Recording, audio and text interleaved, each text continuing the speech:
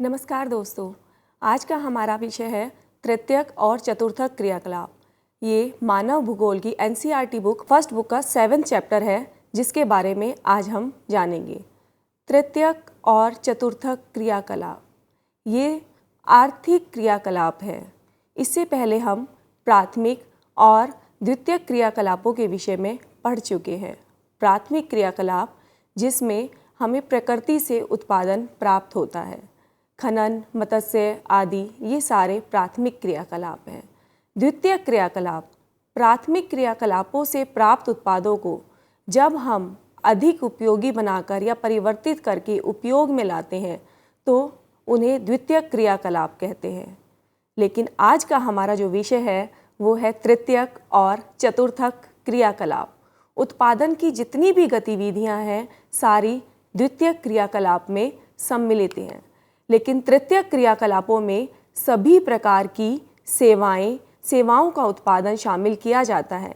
आज हम जो तृतीयक और चतुर्थक क्रियाकलापों में जिन जिन चीज़ों का अध्ययन करेंगे उसमें है तृतीयक क्रियाकलापों के प्रकार, तृतीयक क्रियाकलापों की विशेषताएं, पर्यटन एवं पर्यटन प्रदेश, चिकित्सा पर्यटन, चतुर्थ क्रियाकलाप, पंचम क्रियाकलाप, बाह्य स्रोतन और अंकीय विभाजन। ये सारे टॉपिक हमारे आज अध्ययन का मुख्य विषय रहेंगे। ये है तृतीयक और चतुर्थक क्रियाकलाप। ये टेबल आपकी एनसीईआरटी बुक में दी हुई है। तृतीयक क्रियाकलाप जो कि द्वितीयक क्रियाकलापों में जो भी उत्पादन क्रियाएं हमने की हैं उसको उपभोक्ता तक पहुंचाने का कार्य तथा साथ ही उपभोक्ता की सुविधाओं के लिए जो जो सेवाएं उसे प्रदान की जाती हैं उन सभी को हम तृतीयक क्रियाकलापों में शामिल करते हैं। तो तृतीयक क्रियाकलापों में सबसे पहली सेवा जो हम शामिल करते हैं वो आती है व्यापार एवं वाणिज्य। व्यापार एवं वाणिज्य, क्या अंतर है इनमें? व्यापार वस्तुओं को खरीदना और बेचना व्यापार कहलाता है, लेकिन वाणिज्य उन्हीं वस्तुओं का जब हम क्रय विक्रय का पूरा लेखा जोखा किन किन विधियों के माध्यम से किया जा सकता है, क्या क्या उसके तरीके हो सकते हैं जिससे हमें लाभ ज़्यादा प्राप्त हो, किस माध्यम से वो हमारे लिए ज़्यादा लाभकृत हो सकता है, उन सब विधियों का अध्ययन हम वाणिज्य या फिर कॉमर्स में करते हैं। ये व्यापार दो तरह का हो सकता है, थोक या फिर फुटकर व्यापार। इसके बारे में अभी हम आगे अध्ययन करेंगे। दूसरा जो तृतीयक क्रियाकलापों का मुख्य जो सेवा उसमें शामिल की जाती है वो आती है परिवहन वस्तुओं को या फिर व्यक्तियों को एक स्थान से दूसरे स्थान पर ले जाने वाले साधन को परिवहन कहते हैं। इसके अलावा संचार सिर्फ व्यक्तियों एवं वस्तुओं को नहीं बल्कि हमारे विचारों और संदेशों को भी एक स्थान से दूसरे स्थान पर ले जाने वाले माध्यम को संचार कहते हैं और जो तृतीयक क्रियाकलापों का हमारा एक मुख्य विषय है। इसके अलावा अन्य सेवाएं जैसे पर्यटन की सेवा, जैसे बैंकिंग की सेवा, बीमा की सेवा, हमारी संपत्तियों का जितना भी लेखा जोखा होता है, या फिर अन्य व्यक्तिगत सेवाएं जैसे डॉक्टरी की, जैसे शिक्षक की, वे सभी इसके अंतर्गत सम्मिलित की जाती हैं। इसके अलावा चतुर्थक क्रियाकलाप, तृतीयक क्रियाकलाप में भी सेवाएं आती हैं, चतुर्थक क्रियाकलाप में भी सेवाएं आती हैं, पंचम क्रियाकलाप में भी सेवाएं आती हैं। इन सब में क्या अंतर है? तृतीयक क्रियाकलाप में प्राय हम उन सेवाओं को सम्मिलित करते हैं जो कि सीधे तौर पर लोगों से जुड़ी हुई होती है। जैसे अगर आज आप अपना इलाज कराने के लिए डॉक्टर के पास जाते हैं, आप शिक्षा ग्रहण करने के लिए अध्यापक के पास जाते हैं, आप बैंक में लेन देन करने के लिए बैंक कर्मियों के पास जाते हैं, तो ये सभी सेवाएं जो आपको अटेंड करती हैं, आपकी आवश्यकताओं की पूर्ति करती हैं, सभी तृतीयक क्रियाकलापों का एक भाग माना जाता है।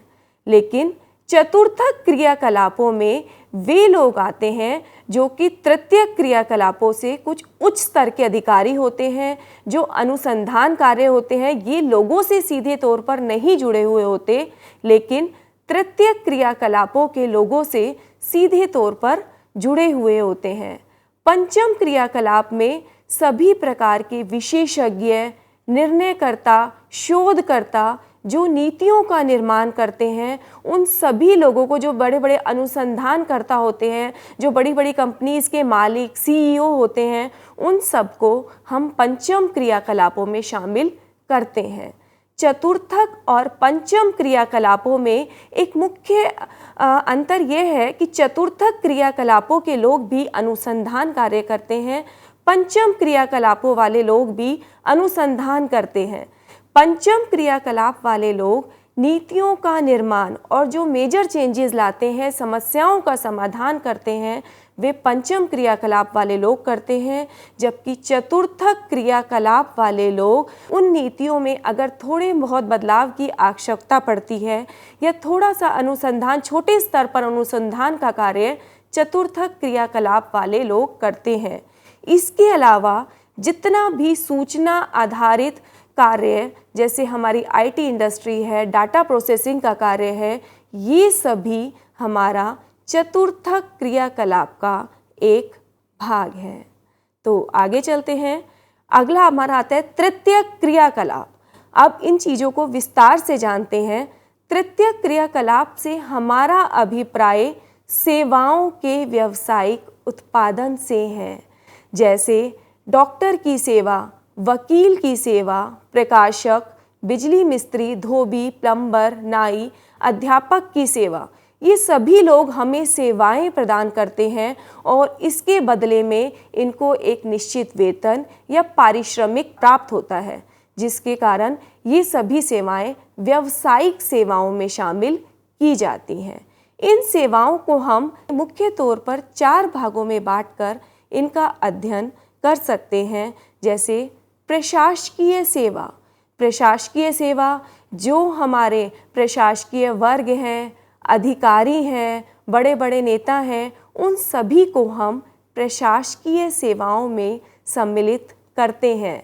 व्यापारिक सेवा, जो दुकानदार, रेड़ी वाले, फेरी वाले, जो विभिन्न लोग व्यापारिक सेवाओं में हमें योगदान देते हैं, उन्हें हम व्यापारिक सेवाएं कहते हैं।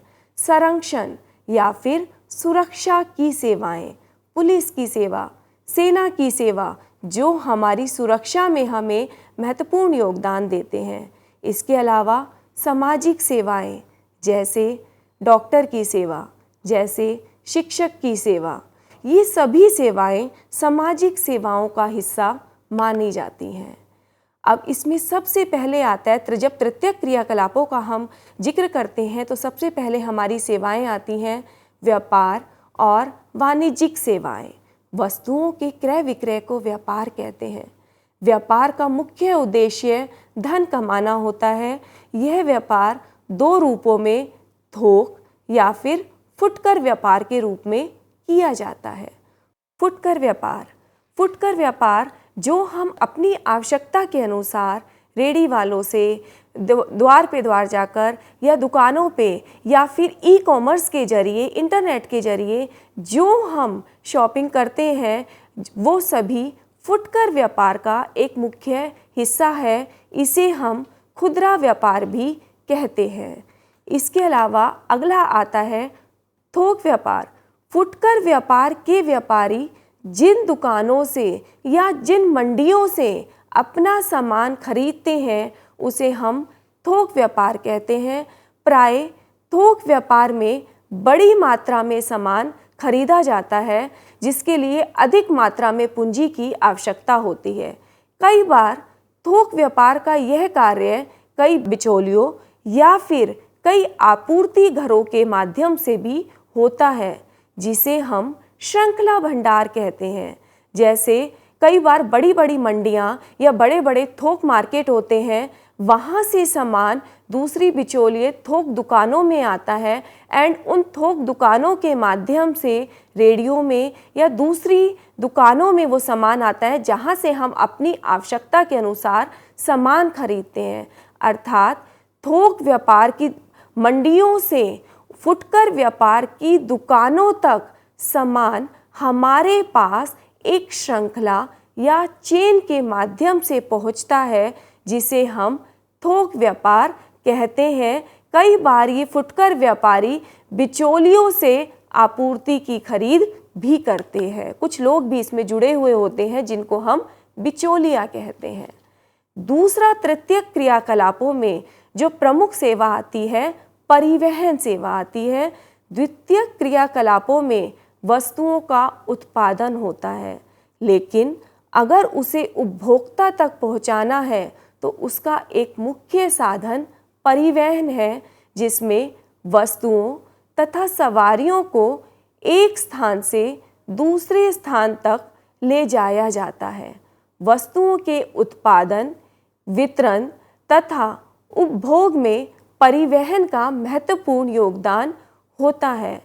परिवहन की दूरी को किलोमीटर दूरी, प्राय एक स्थान, अगर हम किसी भी दिल्ली गुड़गांव से कितना दूर है, कितने किलोमीटर दूर है, या दिल्ली से गुड़गांव जाने में हमें कितना समय लगेगा, या फिर कई बार दिल्ली से गुड़गांव जाने में कितना खर्चा आएगा के आधार पर हम परिवहन दूरी को व्यक्त करते हैं।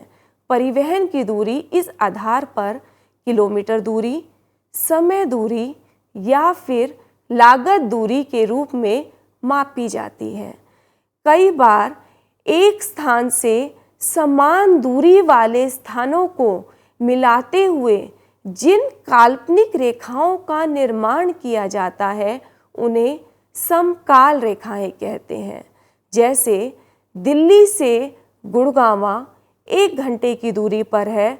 अगर 1 घंटे की दूरी पर दिल्ली से जितने भी स्थान हैं उन सभी को मिलाते हुए दिल्ली के चारों ओर एक रेखा का निर्माण किया जाए जो कि काल्पनिक होती है, तो इन रेखाओं को समकाल रेखाओं के नाम से जाना जाता है। इसके बाद तृतीयक क्रियाकलापों में जो मुख्य सेवा शामिल होती है वे होती हैं संचार सेवाएं। संचार सेवाओं में शब्दों, संदेशों, तथ्यों और विचारों का आदान प्रदान शामिल होता है। प्रारंभिक काल में संचार के साधनों के लिए भी परिवहन पर बहुत अधिक निर्भरता थी। प्राय हमें पत्र, चिट्ठियाँ आदि पहुँचाने के लिए परिवहन या कई बार जानवरों या कई बार पक्षियों का सहारा हम प्राचीन काल में लिया करते थे, लेकिन तकनीकी की सहायता से आजकल परिवहन के साधनों पर ये निर्भरता कम हो गई है और अब हम मोबाइल फ़ोन या इंटरनेट के माध्यम से आसानी से एक दूसरों से हम अपने विचारों का आदान प्रदान कर सकते हैं। मोबाइल, दूरभाष और उपग्रहों के विकास ने संचार को परिवहन से स्वतंत्र बना दिया है।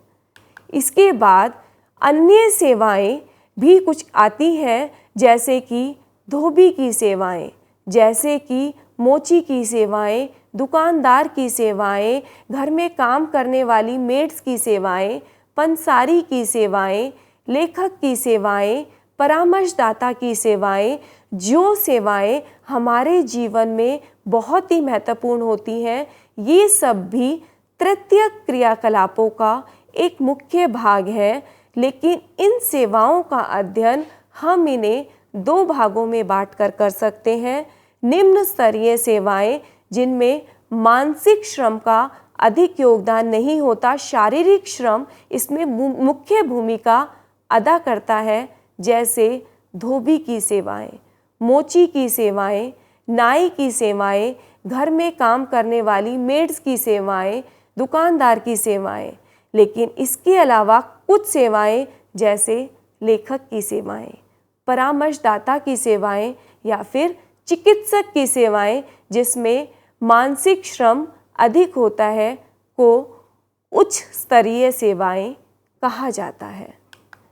इसके अलावा कुछ सेवाएं जैसे मनोरंजन सेवाएं, इनका भी आज के युग में बहुत महत्वपूर्ण योगदान है, क्योंकि आज की व्यस्तता भरे युग में और जबकि लोगों का रहन सहन का स्तर बढ़ने लगा है, तो मनोरंजन सेवाओं की मांग भी बढ़ने लगी है।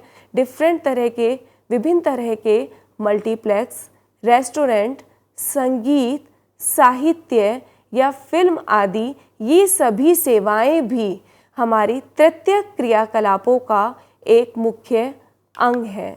इसके अलावा प्रशासनिक सेवाएं, जो स्थानीय स्तर पर, राज्य स्तर पर या प्रशासनिक स्तर पर जो भी सेवाएं हमें दी जाती हैं, वे सभी इसका एक मुख्य अंग माना जाता है। इसके अलावा शिक्षक की, वकील, चिकित्सक, ये सभी सामाजिक सेवाएं, राजमार्गों और पुलों का निर्माण रख रखाव करने वाले इंजीनियर्स की सेवाएं, अग्निशमन विभाग में लगे कर्मचारी, शिक्षा की, ग्राहकों की देखभाल या आपूर्ति या पर्यवेक्षण करने वालों की सेवाएं, माली आदि की निम्न स्तरीय सेवाएं, या फिर एक मुख्य सेवा डिब्बा वाला सेवा जो कि मुंबई में देखने को मिलती है। लोगों की व्यस्तता भरे जीवन में लोगों के जीवन को कुशल बनाने के लिए, सुविधाजनक बनाने के लिए इस सेवा का सृजन हुआ, जो कि मुंबई में इस समय लगभग 1.5 लाख ग्राहकों को प्रदान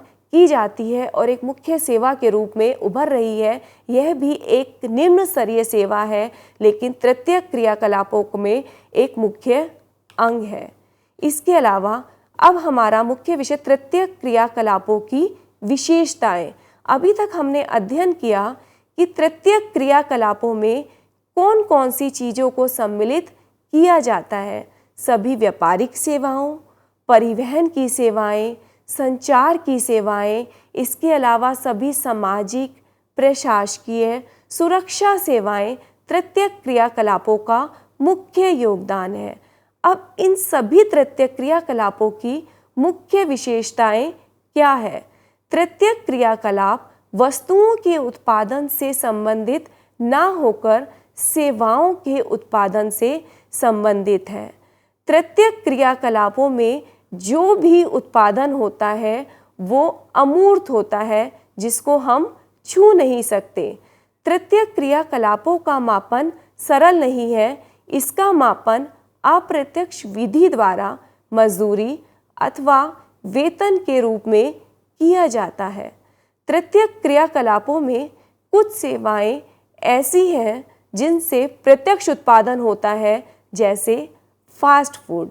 अब अगर फास्ट फूड की बात की जाए तो यहाँ पर कुछ सेवाएं होती हैं, जैसे बेकरी की सेवाएं। ये हमारा द्वितीय क्रियाकलापों का मुख्य योगदान है। लेकिन रेस्टोरेंट्स की सुविधाएं, लेकिन होटल्स की सुविधाएं, फास्ट फूड की सुविधाएं जो सीधे तौर पर उपभोक्ता की आवश्यकताओं की पूर्ति करते हैं, जिनमें जो सामान निर्मित होता है वो सीधे तौर पर उपभोक्ताओं की आवश्यकताओं की पूर्ति करता है, को तृतीय क्रियाकलापों का एक मुख्य अंग माना जाता है। इसके अलावा निम्न स्तरीय सेवाएं, जैसा कि हमने पहले भी पढ़ा है, मजदूर, प्लम्बर, शिक्षक, ये सभी सेवाएं तृतीय क्रियाकलापों का मुख्य अंग है। तृतीय क्रियाकलापों को में संलग्न लोग, अगर आज हम विश्व में तृतीय क्रियाकलापों का अध्ययन करें तो विश्व में अधिकांश लोग सेवा क्षेत्र या तृतीय क्रियाकलापों से जुड़े हुए हैं, लेकिन विकसित देशों में सेवा क्षेत्र से जुड़े लोगों का प्रतिशत अल्प विकसित या विकासशील देशों की अपेक्षा अधिक है। पर्यटन भी एक तृतीय क्रियाकलाप है, जो विश्व का अकेला सबसे बड़ा तृतीय क्रियाकलाप बन गया है। व्यापारिक केंद्र। व्यापारिक केंद्र क्या होते हैं? व्यापारिक केंद्र ऐसे क्षेत्र होते हैं जहां पर व्यापार किया जाता है। व्यापारिक केंद्रों का संबंध नगरीय और ग्रामीण क्षेत्रों से होता है। ये व्यापारिक केंद्र 3 प्रकार के होते हैं। ग्रामीण विपणन केंद्र, जहाँ पर ग्रामीण मंडियाँ, जहाँ पर सामानों का क्रय विक्रय किया जाता है। दूसरा इसमें आता है आवधिक बाजार। आवधिक बाजार जो कि एक निश्चित अवधि के लिए लगाए जाते हैं। ये निश्चित अवधि कुछ घंटों की, जैसे शुक्र बाजार, बुध बाजार, मंगल बाजार, जो कि प्राय कुछ घंटों के लिए लगाए जाते हैं, या फिर कई बार कुछ दिनों के लिए या फिर महीनों के लिए भी इन बाजारों का गठन होता है। जो भी हो, जब बाजारों का गठन एक निश्चित अवधि के लिए किया जाता है तो उसे हम आवधिक बाजार कहते हैं। नगरीय बाजार केंद्र, नगरों में जो सुलभ बाजार केंद्र उपलब्ध होते हैं, जहां पर प्राय सभी तरह का सामान आसानी से उपलब्ध होता है, उन्हें हम नगरीय बाजार केंद्र कहते हैं। इसके अलावा पर्यटन, पर्यटन भी एक प्रमुख तृतीय क्रियाकलापों के रूप में उभरा है। पर्यटन एक यात्रा है जो मनोरंजन के लिए की जाती है, लेकिन मनोरंजन के साथ साथ यह एक बहुत बड़ा उद्योग भी है, एक बहुत बड़ा रोजगार देने का साधन भी है। एक अनुमान के अनुसार कुल पंजीकृत नौकरियों में 250 मिलियन लोग और कुल जीडीपी का 50% भाग लगभग तृतीय क्रियाकलापों से ही हमें या पर्यटन से ही हमें प्राप्त होता है। पर्यटन, जब कोई भी लोग पर्यटन के लिए जाते हैं तो उनको आवास के लिए, भोजन के लिए, परिवहन या मनोरंजन के लिए जब वो विभिन्न स्मारकों में या किसी भी सुविधा का चयन करते हैं तो वहाँ पर उन्हें टिकट आदि देनी पड़ती है, जिसके लिए उन लोगों को वो सुविधाएं देते हैं जहाँ से उनको रोजगार प्राप्त होता है। प्राय शिल्प आदि, शिल्पकार वगैरह से भी वो कुछ चीज़ों का खरीदारी करते हैं, जो हमारे पर्यटन में लोगों के रोजगार का एक मुख्य साधन है। पर्यटन प्रदेश, लोग कहाँ पर जाना पसंद करते हैं? जहाँ पर या तो मौसम के अनुसार, कुछ लोग अवकाश की अवधि में, प्राय अगर गर्मी अधिक है तो जो प्रदेश ठंडे हैं वहाँ पर जाना पसंद करते हैं, या फिर कुछ क्षेत्र ऐसे होते हैं जो पूरे वर्ष आगंतुकों को आकर्षित करते हैं, जैसे ऐतिहासिक प्रदेश, जैसे धार्मिक प्रदेश।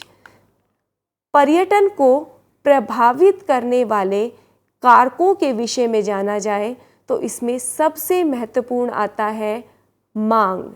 आजकल पर्यटन की मांग बहुत अधिक बढ़ने लगी है, क्योंकि लोगों की व्यस्तता के कारण लोग प्राय छुट्टियों में कहीं घूमने जाना पसंद करते हैं, जिसके कारण पर्यटन प्रदेशों की या फिर पर्यटन की मांग बढ़ने लगी है। जब लोग कहीं पर भी जाना पसंद करते हैं तो प्राय परिवहन का भी एक महत्वपूर्ण योगदान होता है, क्योंकि जिस प्रदेश में लोग जाना चाहते हैं वहाँ पर परिवहन की सुविधाएं कितनी सुगम है और कितनी लचीली हैं, ये एक महत्वपूर्ण योगदान देती हैं। पर्यटन के विभिन्न आकर्षण भी पर्यटन को प्रभावित करते हैं, जैसे जलवायु।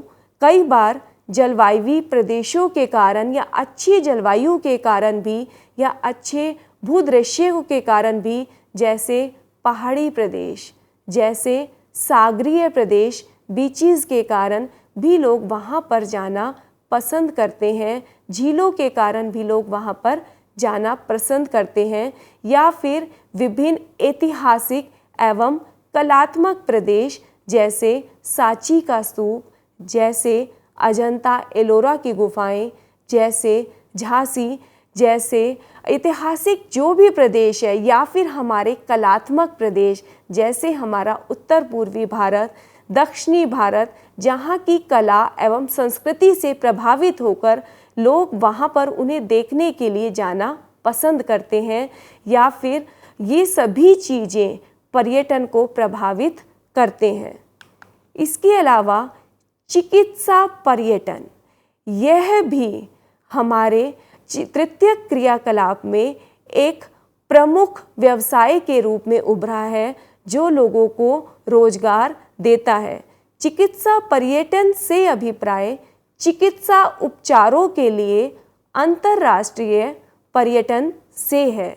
यह प्राय देश से अगर संयुक्त राज्य अमेरिका में कोई इलाज 10 से 15 लाख रुपए में होता है एंड वही इलाज वो भारत में सस्ता पाते हैं, 2 से 3 लाख रुपए में हो जाता है, तो वो पर्यटन के साथ, चिकित्सा के साथ साथ पर्यटन में का भी लाभ उठाते हैं।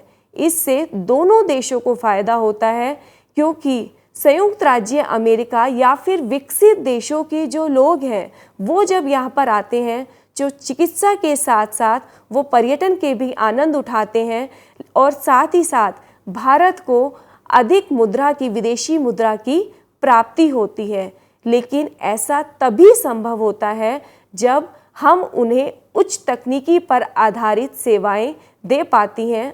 इसके लिए भारत में बड़े बड़े उच्च तकनीकी पर आधारित अस्पतालों का निर्माण किया गया है।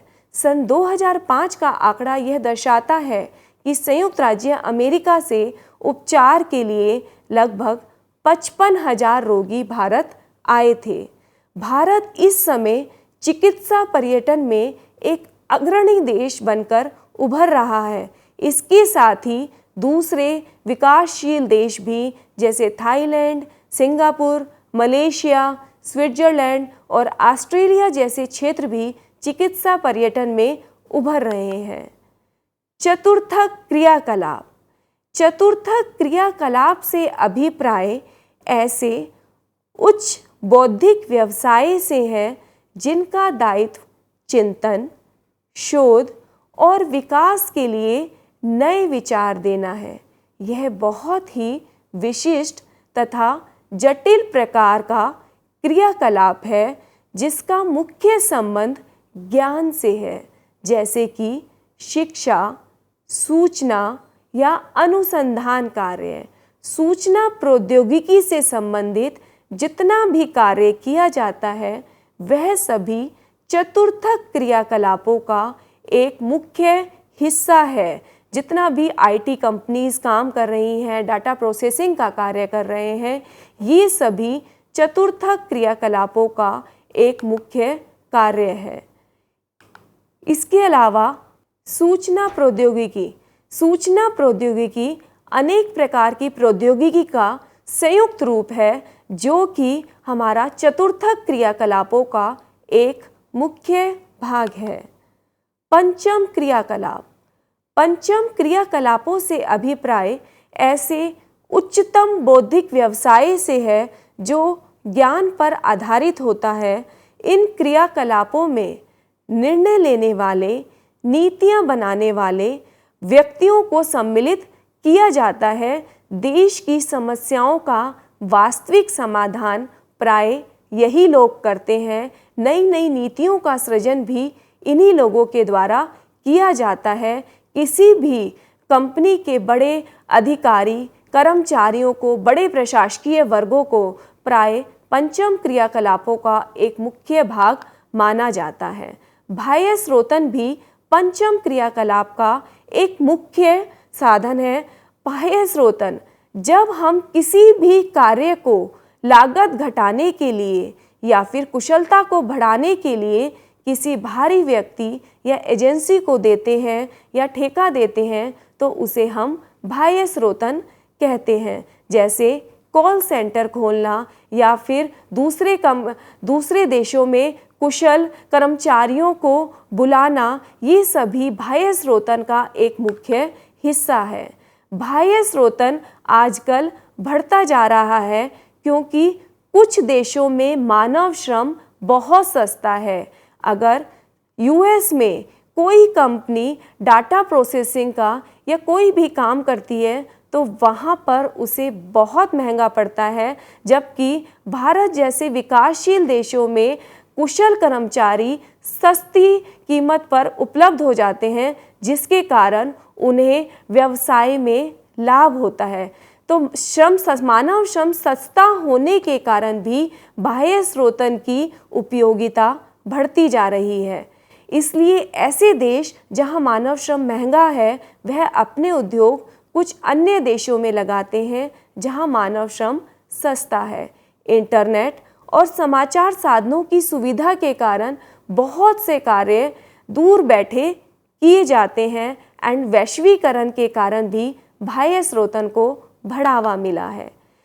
यह बाह्य स्रोतन मुख्य रूप से दो तरह का होता है, ज्ञान प्रक्रमण बाह्य स्रोतन और व्यवसाय प्रक्रमण बाह्य स्रोतन। KPO knowledge processing outsourcing and business processing outsourcing. जब सूचना और ज्ञान को बढ़ाने के लिए ई लर्निंग या अनुसंधान वैज्ञानिकों को या सलाहकारों को दूसरे देशों में बुलाया जाता है तो उसे हम ज्ञान प्रक्रमण बाह्य स्रोतन कहते हैं। इसका मुख्य उद्देश्य कुशलता को बढ़ाना होता है, लागतों का इसमें ध्यान नहीं रखा जाता। दूसरा हमारा आता है व्यवसाय आधारित बाह्य स्रोतन। जब व्यवसाय में लाभ को बढ़ाने के लिए किसी दूसरे देश में व्यवसाय की स्थापना की जाती है, दूसरे देश में कंपनियों को स्थापित किया जाता है, तो उसे हम व्यवसाय प्रक्रमण बाह्य स्रोतन कहते हैं। अंकीय विभाजन। सूचना और संचार प्रौद्योगिकी का विकास पूरे विश्व में एक जैसा नहीं है। विकसित और विकासशील देशों में सूचना और संचार प्रौद्योगिकी के अंतर को अंकीय विभाजन कहते हैं। प्राय विकसित देश इस दृष्टि से सूचना और संचार प्रौद्योगिकी में विकास की दृष्टि से आगे निकल गए हैं, जबकि विकासशील देश अभी इसमें काफ़ी पीछे हैं।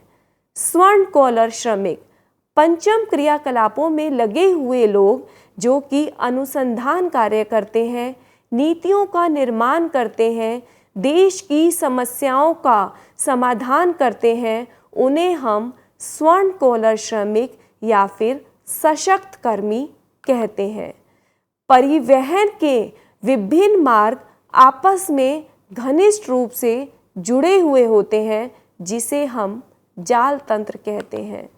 Home sharing.